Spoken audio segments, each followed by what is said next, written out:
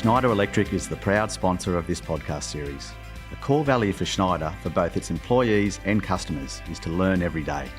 They trust the following will provide some learning for you today.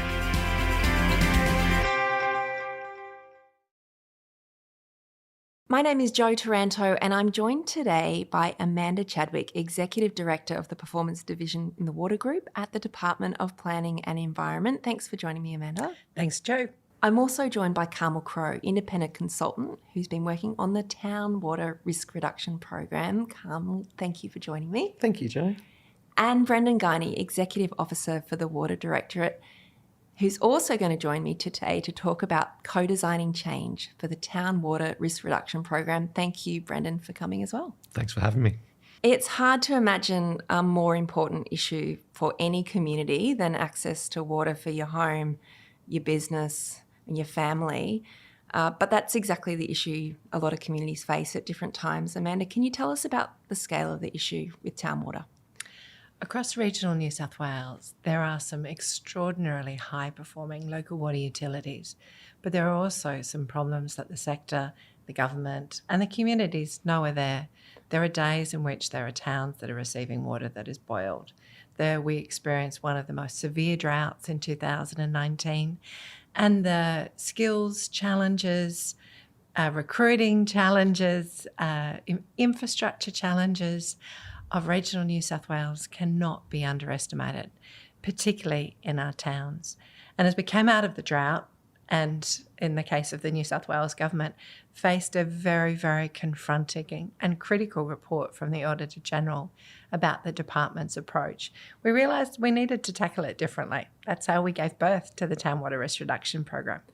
So it was probably a bit of a sobering moment for the department, and it's never nice to hear that things aren't working well. What sort of risks were you hearing about that was facing town water? So we knew that there were challenges in recruiting appropriately skilled staff into the local water utilities. We knew that local water utilities were experiencing some severe financial challenges in ageing infrastructure, replacement of infrastructure, but also, depending on where they were in New South Wales, some utilities were facing real challenges with their operations. We knew that there were drinking water quality challenges, but also we knew that we as the department were not playing our part appropriately to recognise the different things that we could do. So we all needed to go back to the table and look at the problems afresh and find a different way. And so you were involved in bringing Carmel and a whole bunch of partners to the table. Can you tell us about how the program started and what that process involved? Well, the definition of insanity is hitting your head against the same wall, hoping to do the same thing and get a different result. We knew that we needed to be different. So what we did was we first sought an authorising environment. We went to government and said, these are problems that can be solved, but they need a different approach. We proposed a program and we got a little bit of buy-in.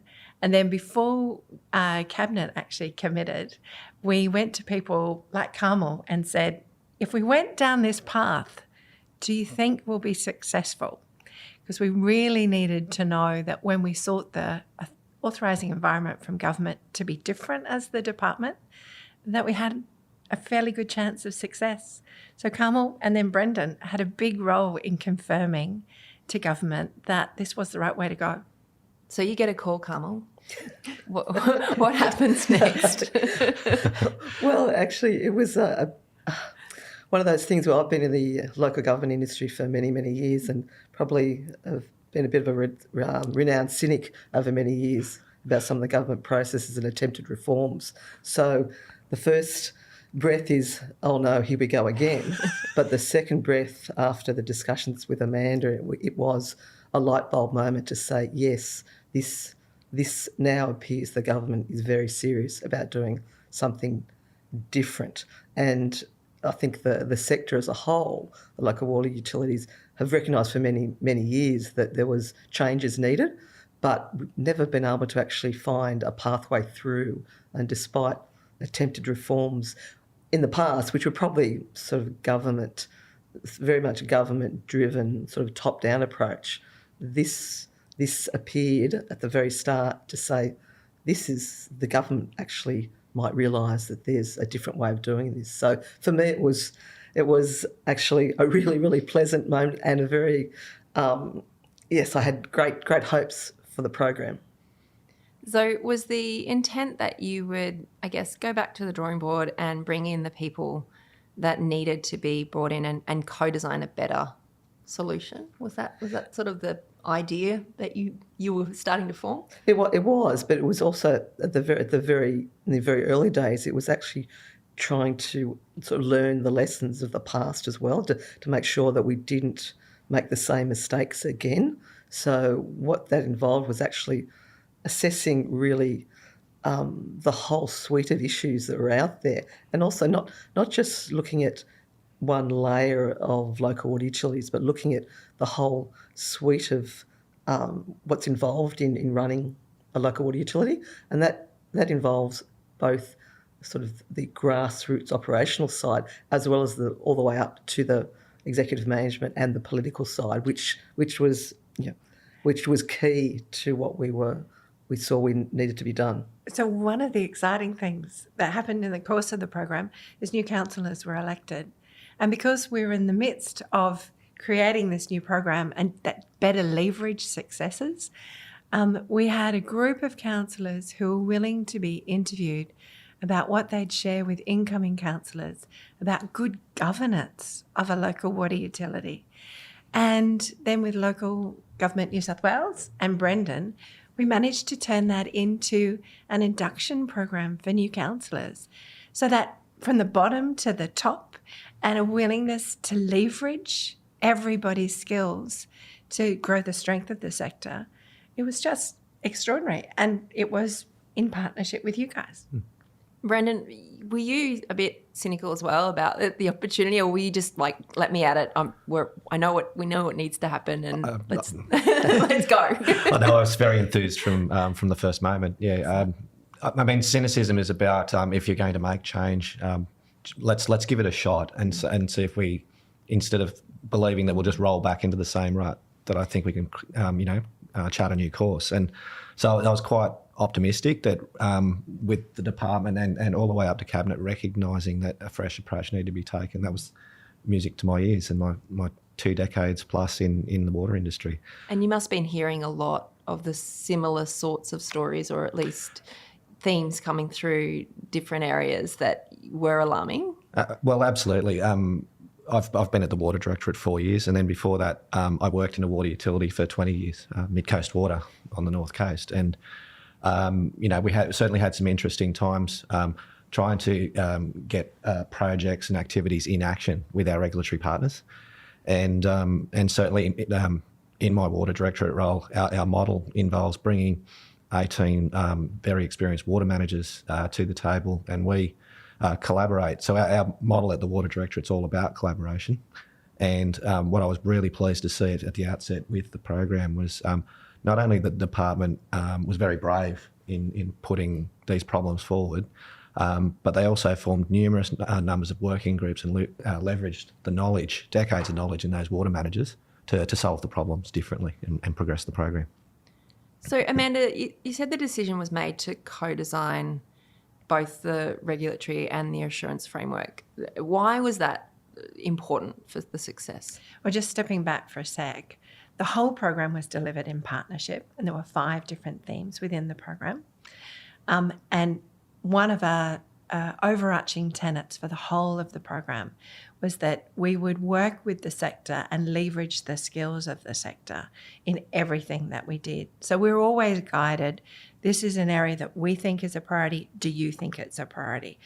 This is what we think success would like. What's our shared vision of success? And then from there, we'd grow and design each element of the program. But for the regulatory approach, so that's how the department exercises its powers, we knew that a new framework for that would need to be trusted by the sector, understood by the sector, and be different from the past. And so co-design was the most powerful metaphor we could come up with for how you make that kind of change and how everybody understands that decision. We also knew that it needed to involve the health perspective, so New South Wales Health. It could leverage things that came from how the Office of Local Government worked. So we needed Office of Local Government in the room. We needed the Environment and Protection Authority in the room so that the new framework clicked in and didn't duplicate any of the other regulators' responsibilities. So in order to do that, you actually need everybody to come to the table and to commit to do it together so that issues that are the operational, the asset management, the water quality, the economics can be understood equally and a new framework designed. And it's something you can only undertake with a bit of passion. It takes a lot of time, a lot of resources, and you can't walk away once you've sat down at the table. It's a process you have to finish. But the end result is that you can completely transform how you used to do something. There are processes that the department used to take over 2 years to do that we now commit to do inside 60 days. And we commit to do it in a far more trusting relationship with local government that recognises the skills, the priorities, the procurement processes of local government in a way we didn't do before. And it took, was it 2 years for this process to sort of from start to finish? Well, the first thing that we did was we sat down and we agreed what our version of success would be. And then the second thing that we did was we sat down and said, so what are all the elements that would get us there? And we wrote from that a document that we called then the roadmap to the new regulatory framework.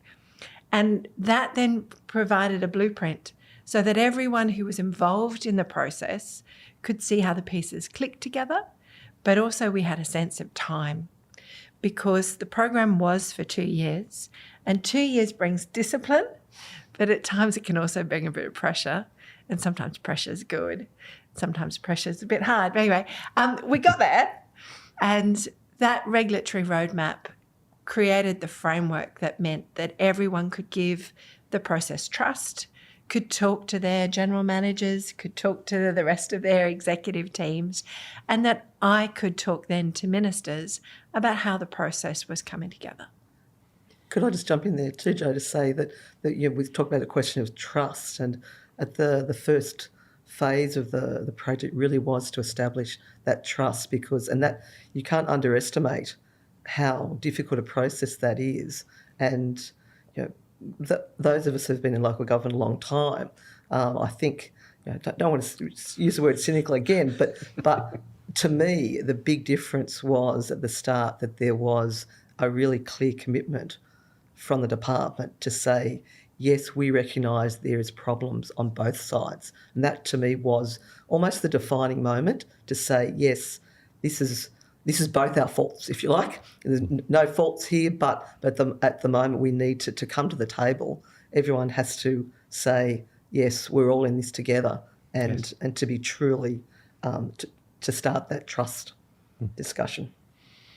And Brendan, are we at a point now where, we're entering into a new phase with it, or is it the fact that, all right, it's all good, we did it, let's just get on with making sure that it's implemented, or what's sort of the next? No, Rome wasn't built in a day, and it's certainly the department has sort of doubled down, haven't they, Amanda? On so we've got the phase 1 of the program 2 years, and I agree. Having some fixed outcomes to achieve after a 2-year period is very important. Otherwise, we'll be all talk and no action. And the department did a fantastic job in smashing through a lot of work while trying to involve local government in just about every facet of the redesign of the regulatory framework. So it was a little bit like drinking from the hydrant from the local government folk, but it was really important that we maintain momentum. Otherwise, the change wouldn't happen. And now there's even more funding in phase 2, as the ministers have announced back in December, and we're really thrilled to it's more of an implementation phase now than a collaboration co-design, and we're really excited about what's coming up in the next 2 years. Just quickly, before we go forward, there's 2 facts that I'm constantly awed by. In the middle of a pandemic, while some councils were experiencing incredible floods in the north of the state and then in the south. And Cowra had an earthquake, and I can't remember how many other things were happening over the same period. 85% of local water utilities of New South Wales found time to put in a submission, go to a meeting, express a view, participate in a pilot. That's extraordinary. That is a real recognition that the sector saw it as a chance to make change. Yes.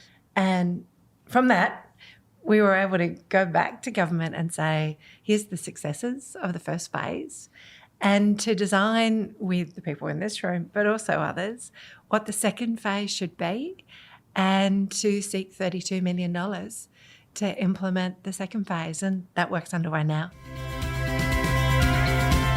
You're listening to the Australian Water Association podcast series, and I'm speaking with Amanda Chadwick from the Department of Planning and Environment, Carmel Crowe, Independent Consultant, and Brendan Guiney from the Water Directorate.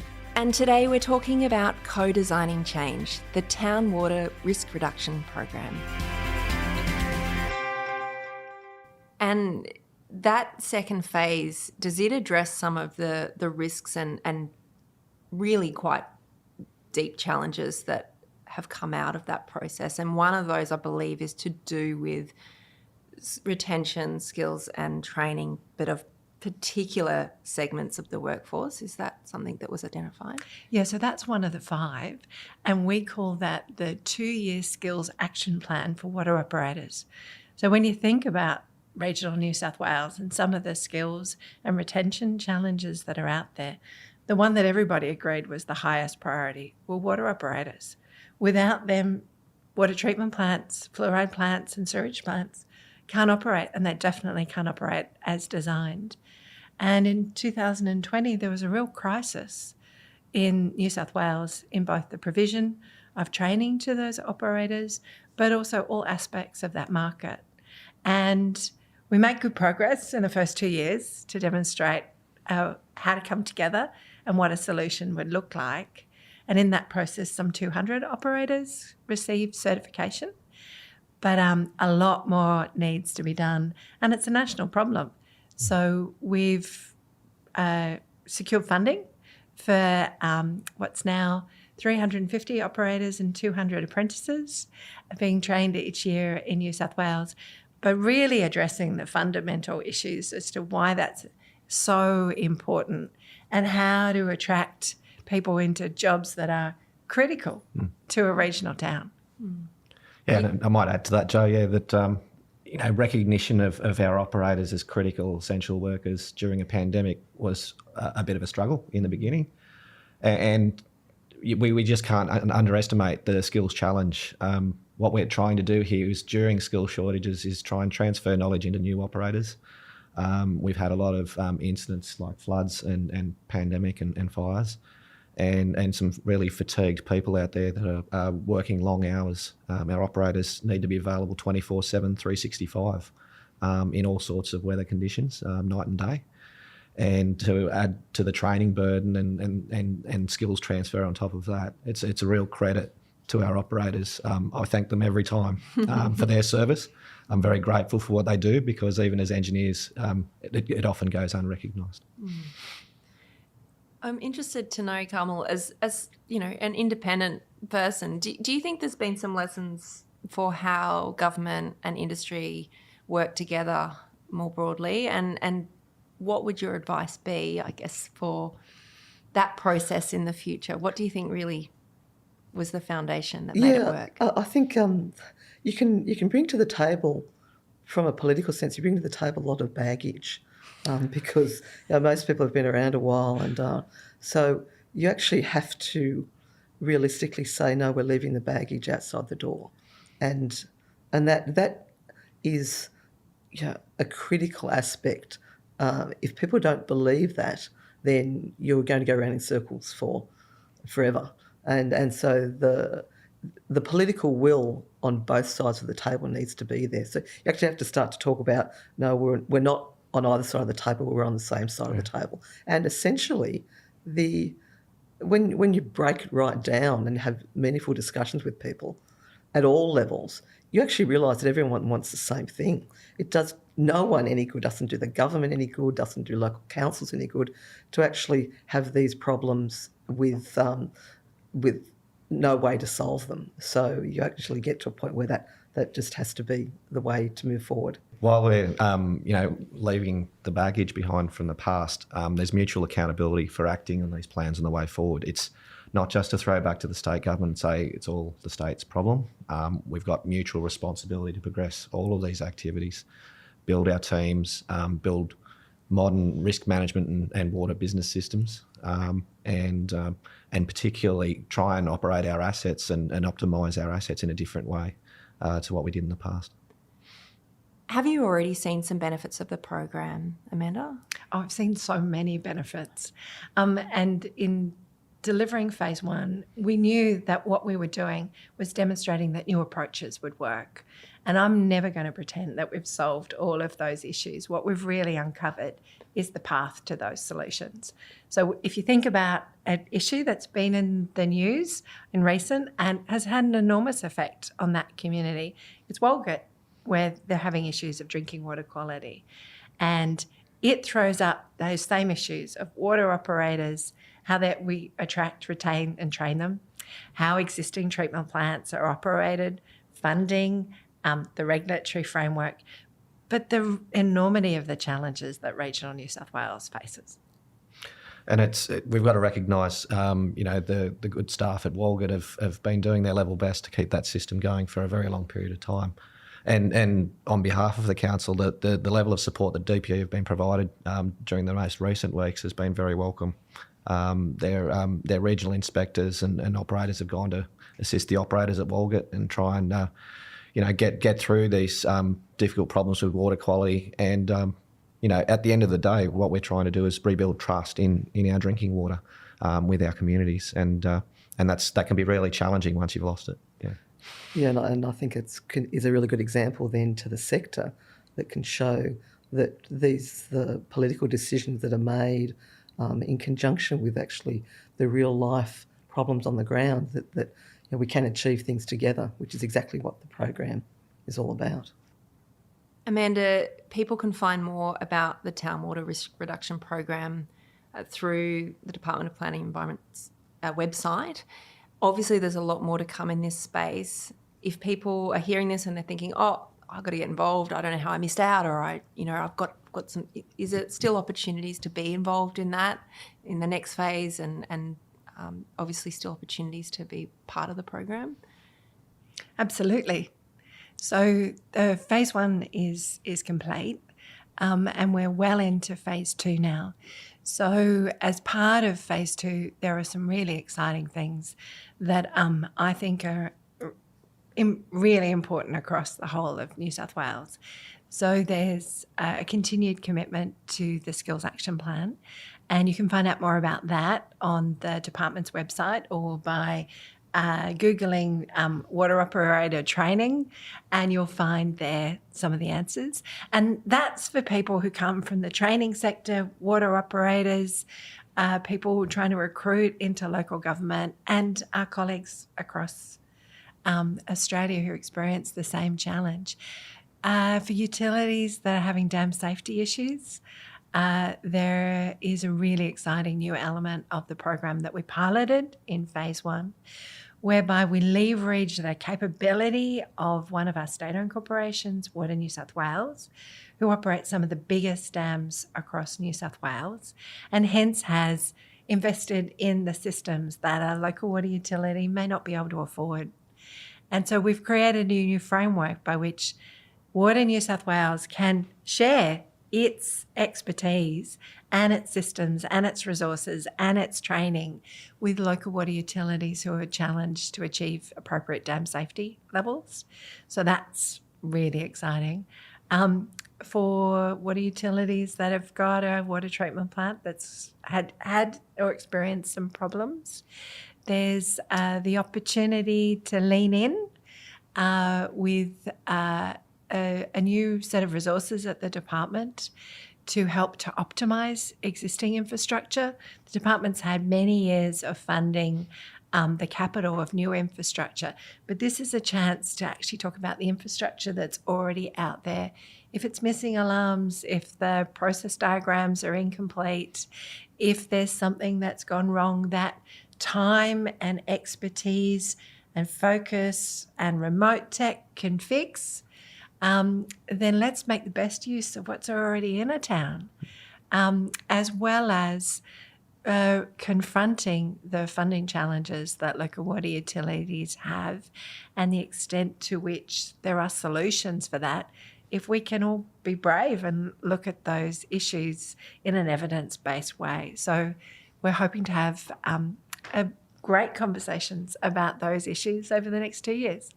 It's a really exciting time, Amanda, and I thank you all for the information you've provided about the program today. I've been speaking with Amanda Chadwick, Executive Director, Performance Division for the Water Group at the Department of Planning and Environment, Carmel Crowe, Independent Consultant on the Town Water Risk Reduction Program, and Brendan Guiney, Executive Officer for the Water Directorate.